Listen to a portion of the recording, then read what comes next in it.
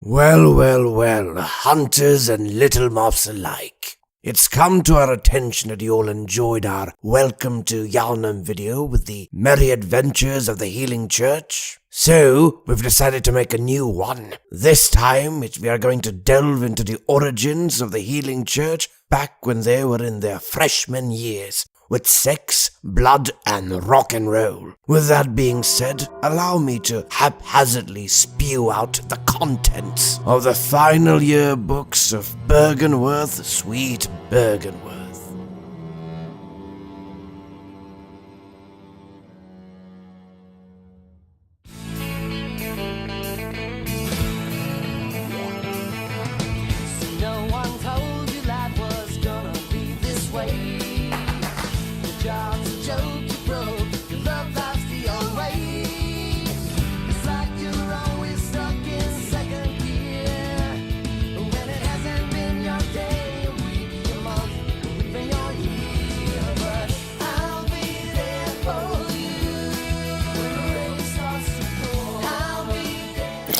Byrgenwerth was an institution offering PhDs that Oxford and Cambridge steered clear of, since they found human enlightenment through astral beings from Dimension X to be a tad bit extreme. Regardless, Byrgenwerth did earn itself a fine ranking as far as academic learning hubs go.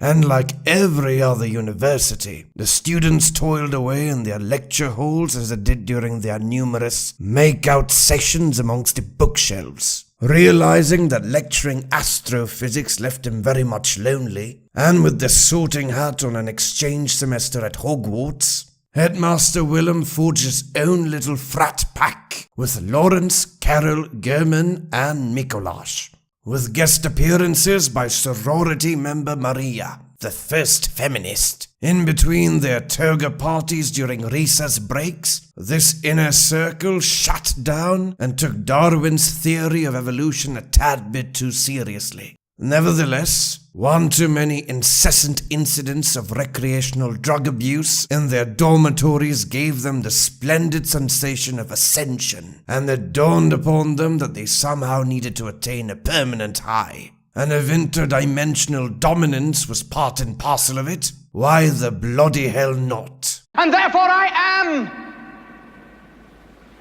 a god. Word then came around that an unidentified swimming object had washed ashore a nearby fishing village, and that its residents were going batshit. They were becoming the Teenage Mutant Ninja Turtles, minus everything but the mutant part, relishing the possibility on being the first to shag an extraterrestrial. Willem and company booked the first Uber down. As far as cost was concerned, Willem had only one thing on his mind. I will fuck you, alright? I will enter you. Since necrophilia wasn't their forte, the frat pack resorted to collecting those piranha people-producing parasites instead. Oh, and they did discover the not-so-miscarried broodling of the fine phenomenon that was Cos. And since no adoption agency was willing to risk having a placenta shoved up their asses, they decided to examine this orphan for the good of science. Willem, of course, chose to take his own mummy issues to the next level by ordering the removal of the orphan's umbilical cord. By some unforeseen twist of fate, Willem ascertained that eyes were necessary for ascension purposes. We all know that the eye is also a phallic symbol. Willem, you dirty old man. To complement his ongoing experimentation, Willem dispatched German and Maria to test their aptitude, since they did receive straight A's by biology. And while German and Maria certainly were familiar in playing doctor and patient during their multiple appearances on Brazers, they knew tish-tosh about dissection. So, with whatever tools they could muster up, they proceeded to create a level of gore not seen since Cannibal Holocaust, by cracking open the skulls of the fish people. To search for eyes, of course. This all did prove rather unnerving and unladylike for ladylike Lady Maria, so she threw away her Akuyo and locked herself up in a clock tower. Oh, and she also discarded her Electra complex by breaking poor German's heart. She probably broke his legs too, hence the wheelchair. Rumors eventually spread of divine goblins lurking in the labyrinths beneath the cities. And since Lara Croft was too busy pursuing a career at Hollywood, recruitment of tomb prospectors commenced. Their mission was nothing short of impersonating Indiana Jones and excavating treasures that tickled the fancies of their scholarly brethren. By now, Willy Boy had teamed up with doctors Joseph Mengele and Hugo Strange to conduct further research and experimentation regarding the old ones. All this additional insight was indeed embedding exceptional effects on some of his Byrgenwerth crew.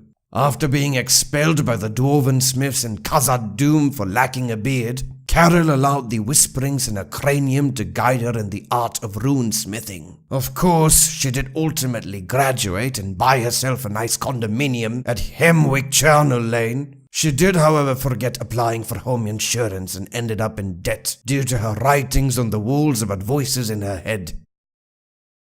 The separatist agenda soon materialized with the discovery of a Briatus. Lawrence, aka Starscream, coveted world domination and established that going all Nosferatu on the daughter of the cosmos would certainly fulfill his arduous ambitions. Conscious of the hissy fit that Willem would throw, and wanting others to share the blame, he dragged along Mikolash and German, promising them positions of high school principal and weapons dealer respectively. Of course, he did have the common courtesy to tell his BFF Willem first. Willem's response was rather self-explanatory. Do me a favor, please. Get out of here. Get out of here, man. Shit, I'm saying. And thus we arrive at the great sundering, or as good old Redgrave calls it, the schism.